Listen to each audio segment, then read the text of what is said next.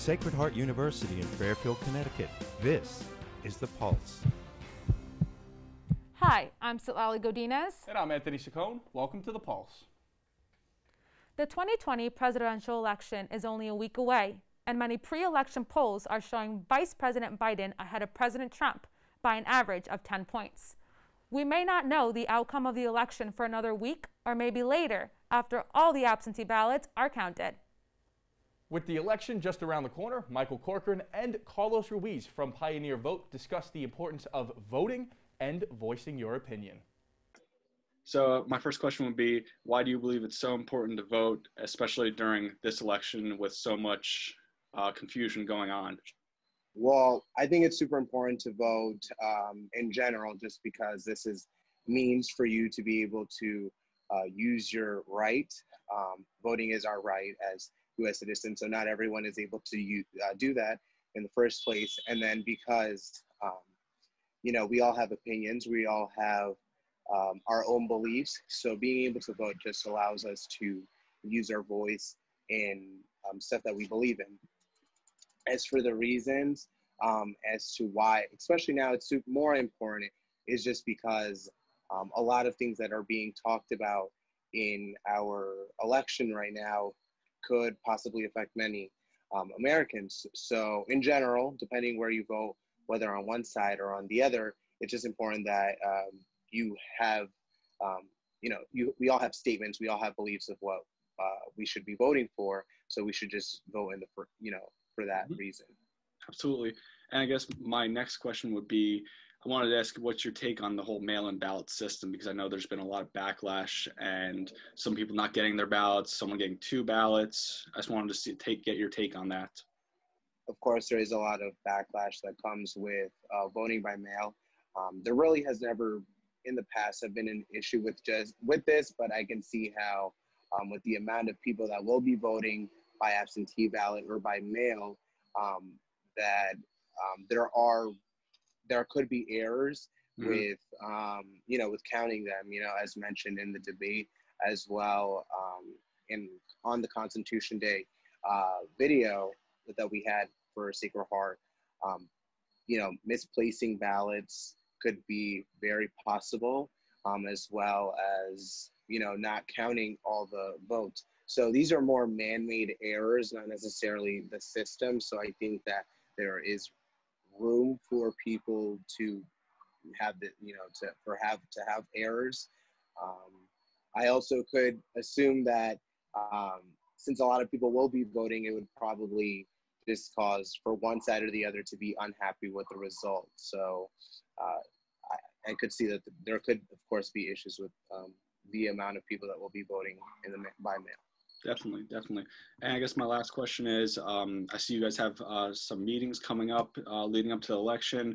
What does Pioneer Vote hope to discuss in those meetings? Yeah, so the meetings that we have been having are about the debate and also just the future of the club. So we have had registration drives. We teamed up with Shoe Athletics, and they're having their own registration drive. So we're really pushing and really educating students about absentee ballot and then the importance of voting, of course. As for our own meetings, we've been discussing the debates, which is super important. In this, we really allow for a safe space. I know that the other clubs are doing the same as well, College Democrats and College Republicans, but a lot of the students that are involved in those clubs typically lean the same way. So Pioneer Vote, we really want to engage both or all ideas, not necessarily one side or the other, to be able to have, these discussions, because of course we all have different opinions. We all, whether we're voting Democrat or Republican or anything else, it's just important to have these safe spaces and these places for students to be able to discuss their own thoughts without, any backlash or repercussions for that. Perfect. And that was my last question. Thank you very much for taking the time to meet with me. Okay, yes, no problem. Have a great day. Thank you for having me. Thank you. In preparation for the upcoming election, President Trump and Vice President Biden took part in simultaneous town hall meetings in place of a second presidential debate. Dr. Gary Rose and Professor Ali Castro share their opinions on the meetings. Well, I thought Savannah Guthrie, engaged in I thought very aggressive questioning, even to the point of cutting the president off and hectoring. And then when I watched George Stephanopoulos, I mean, it seemed like, it was just a very polite way of questioning and not really holding former Vice President Biden's feet to the fire as a good journalist should. In my opinion, I thought the tone of the two town halls was determined more by the candidates than the journalists. Vice President Biden's town hall was a civil discourse of substance, and it covered a lot of ground. It was also fairly specific on policy proposal. President Trump's town hall was more like armed combat. Savannah Guthrie asked tough questions, many of which the president avoided answering. That's her job, to speak truth to power. On Sacred Heart campus, political organizations are preparing for the election. To round out our political segment, our own Aaron Such is joined by a member of the College Democrats. Hello, I'm Aaron Such. Today I am joined by Christian Martinez from the College Democrats, here to discuss the upcoming presidential election and what his views on the race so far. We extended an invitation to the president of the College Republicans, but he declined the offer. Hello, Christian. Thank you for sitting down with me and talking today. Thank you for having me. So, Christian, so far, what has the College Democrats done so far for the upcoming election? Well, we have been trying to get students particularly of voting age, to get involved with voting and trying to register because, as we all know, you have a voice to vote, you might want to use it. So now with both the presidential and vice presidential debates behind us now, what is the general opinion of your club on how your candidates have done so far? We think Joe Biden and Kamala Harris have been doing pretty well. They've been sticking to their views and they haven't been pushed or bullied by President Donald Trump or Mike Pence into giving false statements or making false claims or faking facts or, I think they've been doing really well. That's good.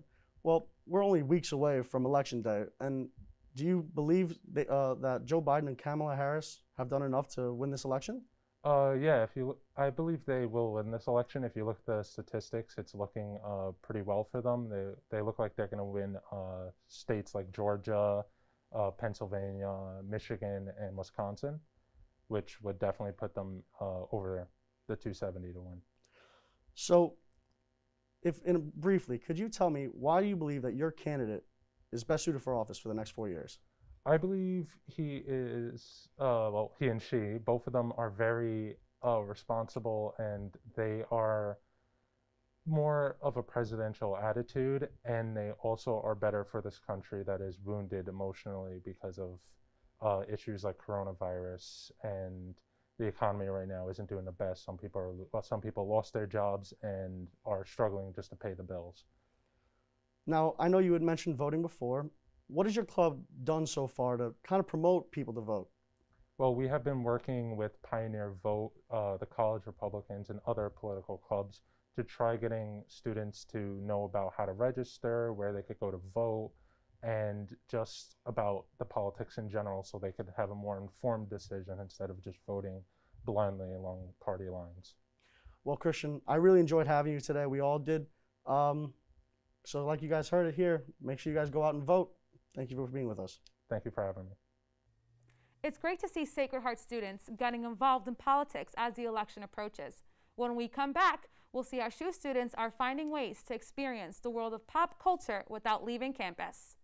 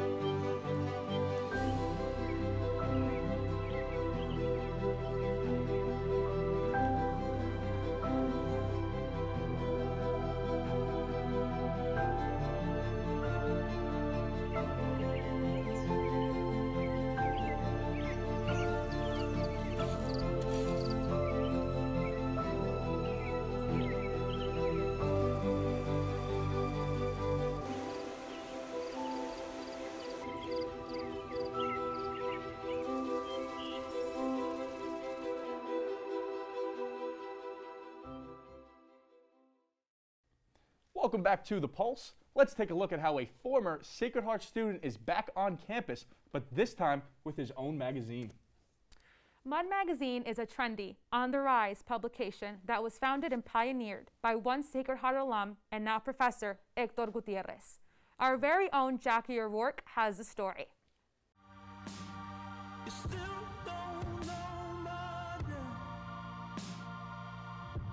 What does it mean to be young today? That's the question Mud attempts to answer through its written pieces, photo essays, social media posts, podcast, videos, and all other things that make Mud much more than just a magazine. I would describe Mud to someone who's never read it before as sort of a creative manifestation. I feel like we really envision this magazine to be more than just a tabloid, more than just news, more than just pop culture and things like that. You know, we really wanted to create a space where creatives of all kinds could interact, meet each other, and, you know, sort of express themselves. I think it's definitely a magazine first, although now we have so many different things. You know, we have podcasts, we have pretty much every social media there is. We're putting videos on YouTube, vlogs. Our website is pretty popular. So I feel like, well, at the core, it is a magazine. It is a lot of things. You know, I think there's a little piece in Mud that, you know, where everyone can find their interest or themselves in. We really emphasize the aspect of being cool and you know, the aesthetic of it, and just like being yourself and focusing on things that not everyone is talking about, focusing on topics that, you know, people deem a little uncomfortable. I would describe it as a publication / magazine that, you know, pushes yours, encouraging people, especially college students, to be themselves. The idea of Mud came to Hector Gutierrez, Sacred Heart alum and now professor, when he was unable to complete an internship himself. As a student in college, I wanted to do an internship, and I wanted to get that professional experience that I saw all my peers and friends getting. But unfortunately, as an international student, I wasn't allowed to. I was also an athlete, I was an RSA, I had so many things going on.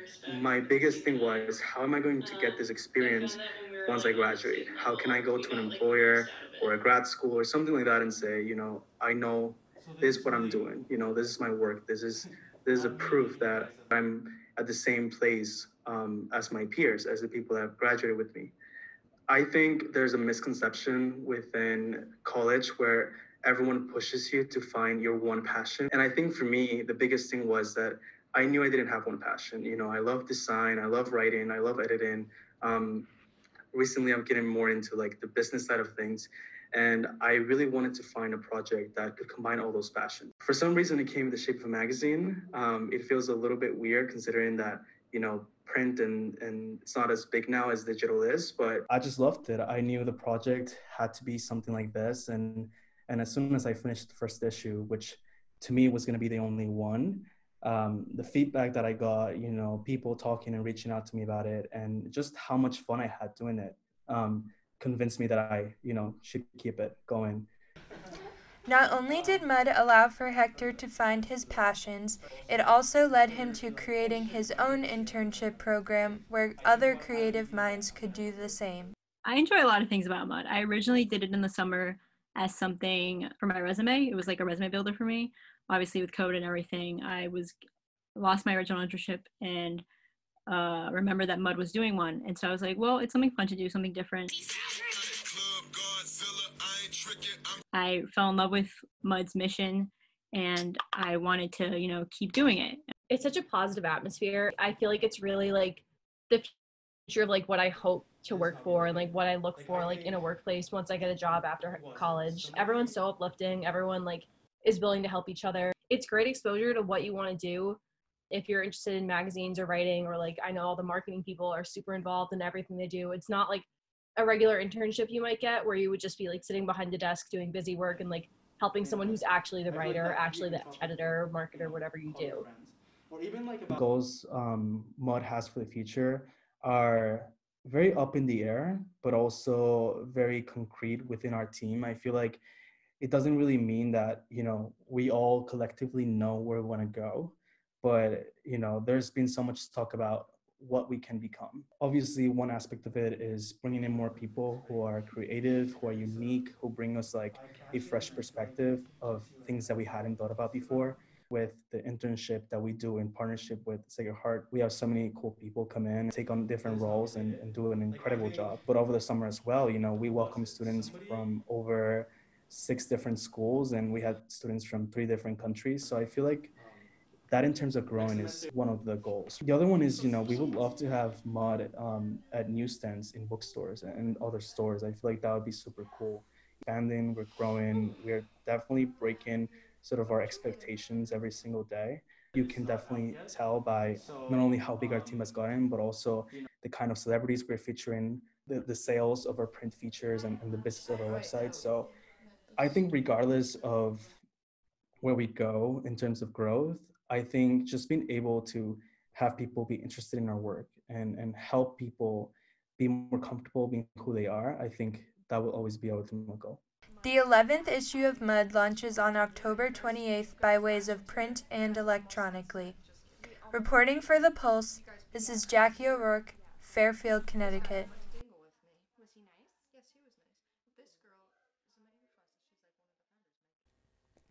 As the school year progresses, shoe sports are slowly beginning to come back to practicing and playing. For the latest on Sacred Heart Sports, here is Dan Gardella with a sports roundup. Hello everyone and welcome to the latest edition of the Sports Roundup. I'm Dan Gardella.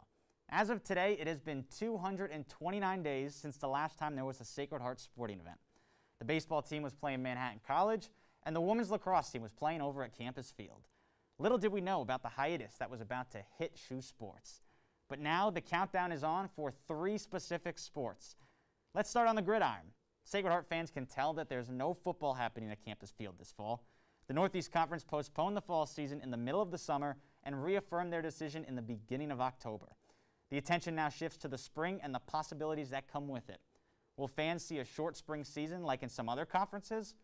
Sadly, we may have to think of a what-if scenario that doesn't have the Pioneers playing this fall.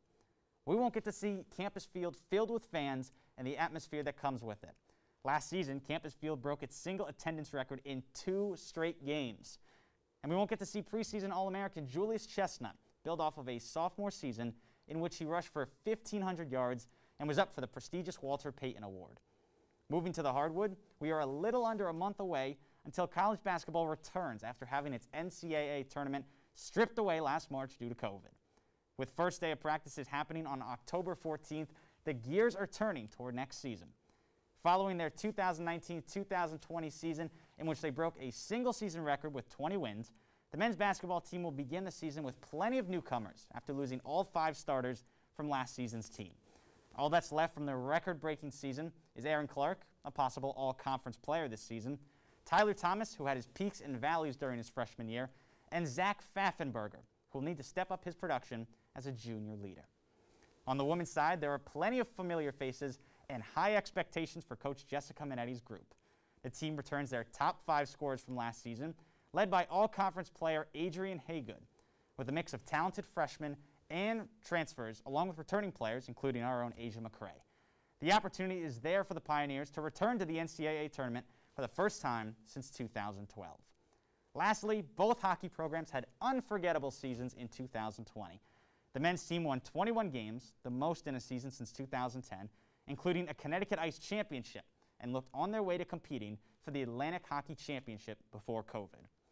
The women's team continued their recent history of success by winning 21 games last season, capturing a NEWHA, that is New England Women's Hockey Association, regular season title. Both leagues are still in talks of a start date for their seasons. The Atlantic Hockey Association will start as early as November 13th, according to the league. The regular season will have anywhere from 24 to 28 games, along with having 2 pods within the conference. For the NEWHA, they will likely wait until the calendar turns to 2021 until they'll lace up the skates and take the ice. While things seem to be materializing, we all know sports in the COVID era are fluid and can change at any time. For now, we'll have to cross off each day on our calendars and hope that we can see college sports back in Fairfield. That's all for this edition of the Sports Roundup. Let's send it back to Sitlali and Anthony. After an unfortunate ending to last year's season due to the coronavirus pandemic, the Sacred Heart women's basketball team is back and ready for action. Here's an inside look into what they've been doing to prepare. While adjusting to this new norm, the Sacred Heart women's basketball team has been working hard in their preparation to start their season next month.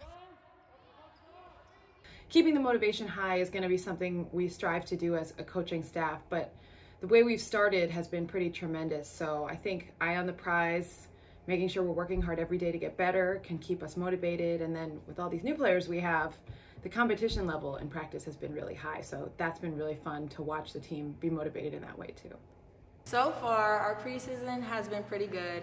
I think we've been really flexible with certain restrictions this year, and just kind of maintaining focus. It's been a really good focus for us as a team so far, coming in every day motivated and knowing that, you know, last year this was taken away from us, and trying to do everything in our power this year so we can have a season. The team officially started practicing this month, and although the girls are back in action, things are hardly back to normal. Initially, we weren't allowed to have any practice. We could only do some strength and conditioning. We had to be separated into small groups. Then we formed our pods. We were limited to 2 groups. We were able to start integrating some drills, some shooting, no contact. I'm Yolanda Cole. I'm a women's basketball assistant here. I've been here for 6 seasons, starting my 7th season. It's been a little different this year as far as COVID and practice. We've been practicing in pods. We haven't been all together yet, but both groups are going extremely hard, very competitive practices, and they're pushing themselves every day. So we're in 2 different groups, and we have to work out within those 2 groups, and we can't interact with the second pod. So our chemistry right now is a little off because we haven't been able to hang out together even outside of basketball. So far this year it's been really different. We have a lot of new players, but with all the COVID restrictions we've had to practice and lift in mass. It's been very difficult both physically and mentally, but we're finding ways to just fight through. All of their hard work doesn't take place on the court.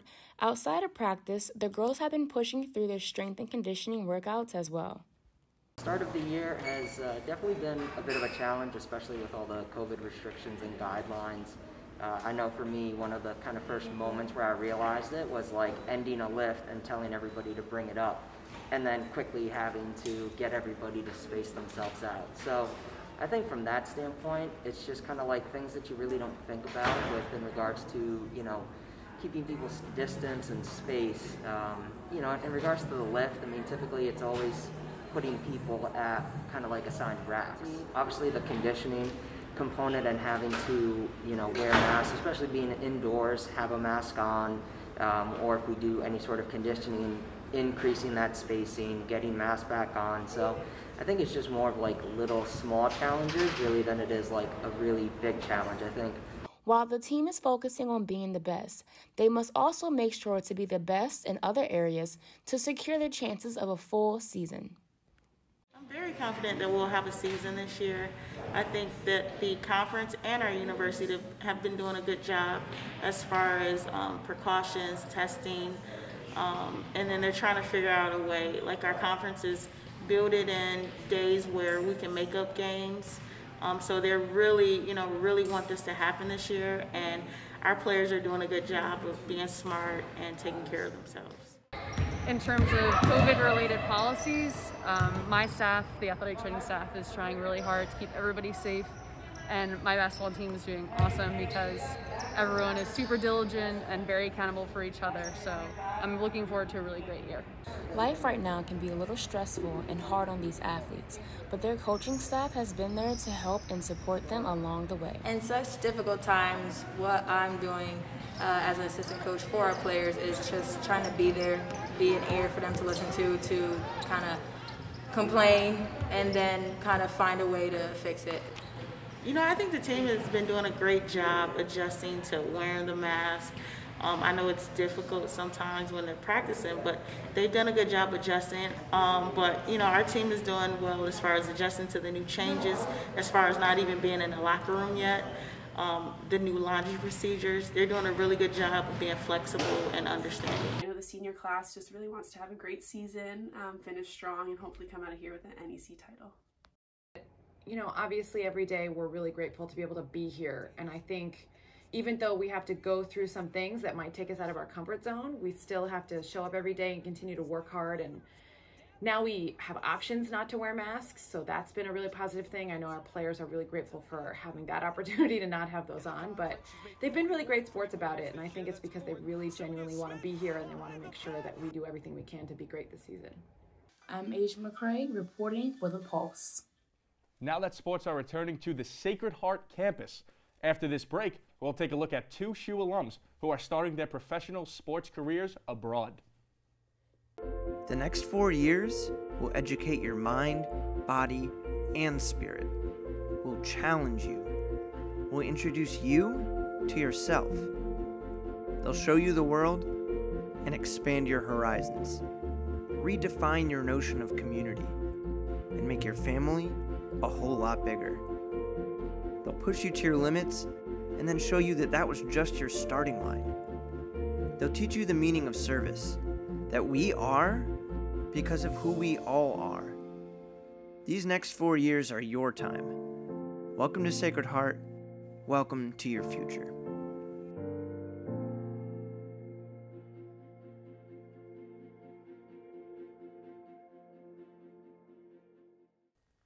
Welcome back. Let's see how former teammates are now going their separate ways as they begin their professional basketball careers across the pond. The Sacred Heart men's basketball team hoping to start their season after Thanksgiving, although there was still reason to celebrate over at the Pitt Center. SHU alums Sean Hohen and Jarrell Spellman each signed professional contracts to continue their careers abroad. Hohen signed with KB Bashkimi, located in Prizren, Kosovo, while Spellman will play with Team Fogg Næstved in Denmark. Jack Rabbits caught up with the 2 players along with head coach Anthony Latina to discuss their recent accomplishments and look back on their time here at SHU. Into the semifinals, he drives, lays it up, no good. The ball's on the floor. Spellman lays it in. 1.6. Ozier up top, Anisicki. 15 seconds left. Hohen driving the lane. Hohen to the basket, score it, and the foul. The foul is on Towns. According to the NCAA website, there is a 21% chance that a Division I men's basketball player will play at the professional level after their 4 years. Sacred Heart University alumni and former teammates Sean Hohen and Jarrell Spellman can now say they are officially a part of that 21%. As kids, Sean and Jarrell dreamt of this opportunity and moment, and for it to finally come true, it's certainly special. It's just everything I've worked for. Ever since I was a kid, ever since I started playing basketball, it's never to be like, oh, let me go to high school, be a good high school player, stop. Let me go to college, be a good college player, stop. It was to always go pro. So just fulfilling my dream is kind of just like, it's not something that not many people get to say. So I'm very just thankful. Not to sound cliche, but it's a dream come true, honestly. It's definitely a dream come true. This is an idea I had myself ever since high school. Senior year of high school, came out with no offers, no nothing. Went to Fork Union for a year, and that's when I really set in my mind that I wanted to do basketball as a profession and, you know, really take it seriously and go to the next level. Moments after putting the pen to paper, it was a relief and also time to reflect and celebrate. Yeah, it was definitely my dad. We were just jumping up and down, playing music and stuff like that. It was a real fun time. And then the second person I told was my mom. So I signed it, and I was I literally took a deep breath, and then my mom came up behind me, gave me a hug, and it was just like a big celebratory thing. We made wings and everything like that, and it was just literally just a huge relief. In like an instant, it was just like a monkey off my back. And for Sean, he was out golfing with his dad when his agent gave him the call, and it turned out to be a round they'd never forget. So on hole 3, my dad had a hole-in-one. It's like, oh my God, this is insane. Like, how do you get a hole-in-one? And then on hole 9, we got a text from my agent. My agent's like, got an offer for Sean, call me tomorrow. So within the hour and a half, we're like, what the heck is going on? This is the craziest round of golf we've ever had. So then I'm on edge. I could barely sleep that night, and then we get the offer. Looking back, both Sean and Jarrell couldn't say enough positive things about their experience during their time here at Sacred Heart. Just all the help I had along the way was just amazing. My coaches, like, my basketball IQ and just things I needed to learn on the court, I definitely learned from all my coaches. Those are the best 4 years of my life. I mean, there's so much I can really say about that. As for Sacred Heart head coach Anthony Latina, he knew how lucky he was to have both players represent his program both on and off the court. Individuals were everything you would want in a student athlete. They were high character, they were humble guys, they were very hardworking, they were team first guys. So to have two guys like that at the same time was a privilege and something we were very fortunate to have. Sean and Jarrell's love of the game carried off the court as the two formed a special bond. And when the news broke about both of their signings, as teammates but more importantly friends, they couldn't have been happier for each other. Man, I can't tell you how happy I was when Sean signed, man. Like, that is one of the hardest working people I've ever seen in my life. He deserves it, and he's just a good person in general. You know, good things happen to good people. I'm just super ecstatic to Sean. Yeah, that's one of my best friends, so of course I was thrilled. Someone that I love, I would trust kids with him. I like everything. Everything about him, everything good is just, you can just say about the kid, that's what you get. And I know he'll have a very long career because he's very hard working, very driven, and I'm very happy for him. As for what's next for the two, they'll have to adjust to living in a whole new country. And although they've reached their goal, they both realize the work is only getting started. The work's still not done, still very early, still not finished, but you know, at least we're here now, so I can, you know, keep expanding on this goal and expanding on this dream. But I don't want to just be happy that I'm here. I want to be able to go further. I want to be able to be a good player as a pro, I think. So it's cool, it's great, accomplished my goal, but now I just want more and more, you know. Stolen. Sean Hohen. That's a pick six. For the Pulse, this is Jack. Sticking out of the high post. Spellman pulls over a man, no call, and he jams it. Baseball season is in full swing, with the World Series having just begun a few nights ago. Dan Gardella and Shannon Savinsky went around campus to see who the Sacred Heart students thought would win it all. Let's take a look. Hi everybody, it's Dan here. It's October, it's still baseball season, and you could smell it. It's postseason time. Excuse me, Mr. Jack Sullivan. Mr. Jack Sullivan, yes. What is your name, sir? Jack Sullivan. Who was your pick to win the World Series? Oh, I'm all about the Rays. I'm hopping on the bandwagon. I hate the Braves. I have a feeling that the Atlanta Braves are going to win the World Series. Rays, no doubt. Not the Dodgers. No, Rays. You have no faith in them. Nope. Definitely the Eagles. Go Birds. That's football. That's football. All by myself. Got obviously, you know, get a little sanitize here. Still COVID, folks. Come on. Sucks. Red Sox. Dude, what's wrong? Red Sox aren't they're not in the postseason. What? Red Sox are not in the postseason. The Yankees are out too. Definitely not the Yankees. Obviously, they're eliminated, so that's impossible for the Yankees to advance. Delete this. All right, the Atlanta Braves will win the World Series this year. Let's go Rays. Rays. All right. What do you like about them? I love that they beat the Yankees. Big Red, who do you think's going to win the World Series? He's camera shy. Hopefully not the Astros. I'm going to say the Astros. Cheaters. That is true. I heard about that. The cheaters are horrible. They're asterisks. They're trash cans. They're everything that I wish I could say out loud and more. I stutter when I get angry. Well, I think that when the garbage can's not being hit in the dugout, they don't know when to swing the bat. I think that they're going to win it. Everything but the Astros. I don't want the Astros. I don't want the Astros. You heard the picks. Let's see how they did. Who was your pick to win the World Series? Oh, I'm all about the Rays. I'm hopping on the bandwagon. I have a feeling that the Atlanta Braves are going to win the World Series. Rays, no doubt. Not the Dodgers. No. Definitely the Eagles. Go Birds. Sucks. Red Sox. Dude, what's wrong? Red Sox aren't they're not in the postseason. What? Red Sox are not in the postseason. The Yankees are out too. Let's go Rays. Rays. All right. What do you like about them? I love that they beat the Yankees. Hopefully not the Astros. I'm going to say the Astros. Cheaters. I think that they're going to win it. Everything but the Astros. I don't want the Astros. I don't want the Astros. Stay tuned, because after this break, we are going to show how a common bird can have such an uncommon story.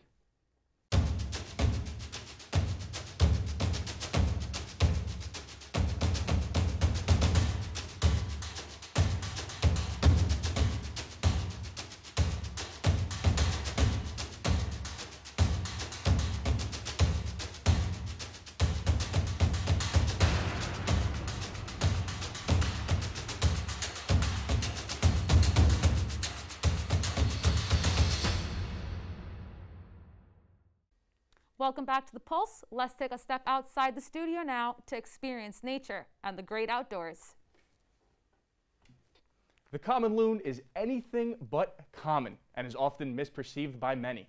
Tomas Keck caught up with biologists from the Loon Preservation Committee who are working to protect these birds. Through America's great wilderness, few animals capture the spirit of the lake environment like that of the common loon. Its history has not been easy, as in recent years, the loon population has fallen victim to irresponsible fishing and other human-related causes. Fortunately, a team of biologists called the Loon Preservation Committee fights for this bird's survival.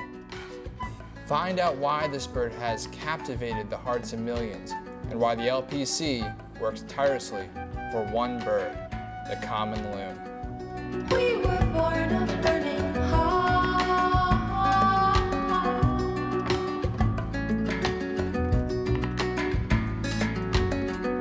We were born of burning heart.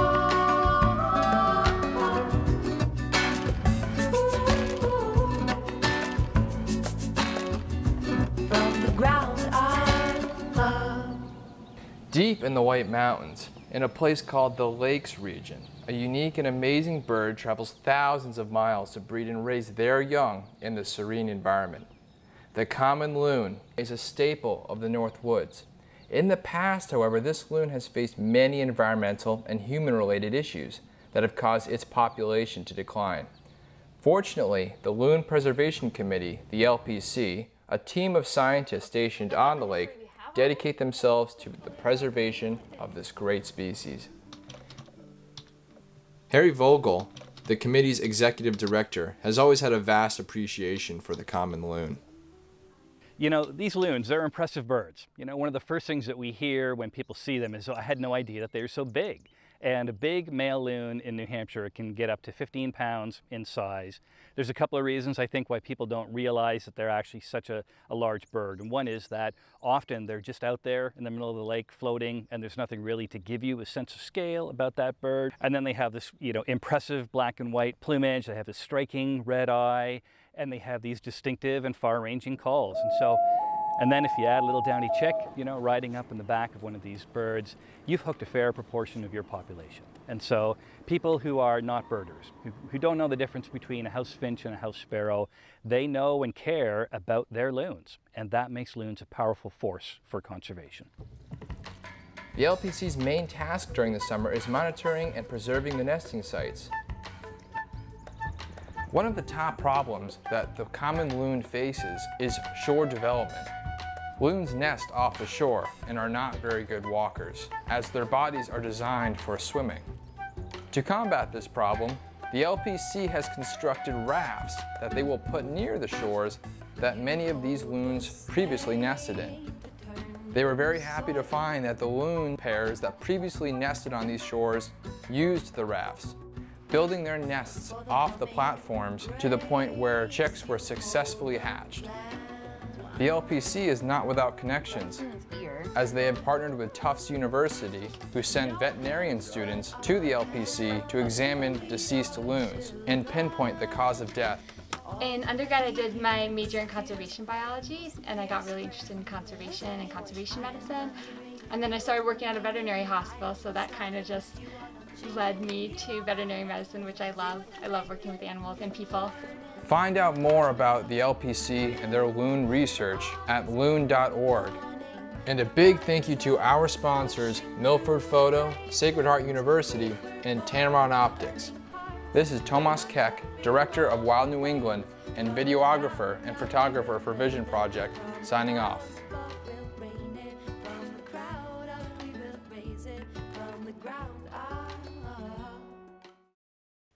Those are some really beautiful and intriguing images. They really were, and a great job by Tomas Keck and all those here at Sacred Heart who worked on the project. Thanks for tuning in. I'm Sally Godinez. And I'm Anthony Saccone. We'll see you next time on The Pulse.